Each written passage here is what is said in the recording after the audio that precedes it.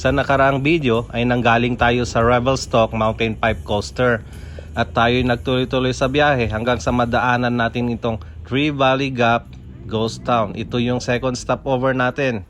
So halina't samahan nyo kami to explore the historic site of the Tree Valley Gap Heritage Ghost Town.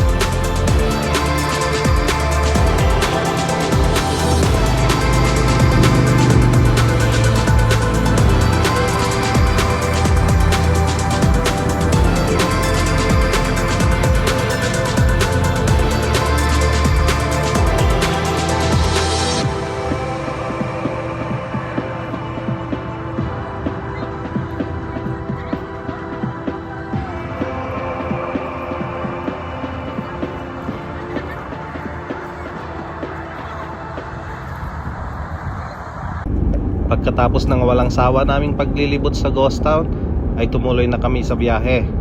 At sa loob lamang ng ilang oras ay sobrang nag-enjoy kami, lalong lalo na yung mga bata. At dahil sa aming paglilibot ay ramdam na nila ang kanilang pagod. So ayun, nakatulog na sila. Kasama na rin si Lodi. Di bale, konting oras na lang ay makakarating na tayo sa ating patutunguhan. So paano guys, hanggang dito na lang muna ang bidyong ito. At sana patuloy niyong susubaybayan ang aming paglalakbay. Hanggang sa muli.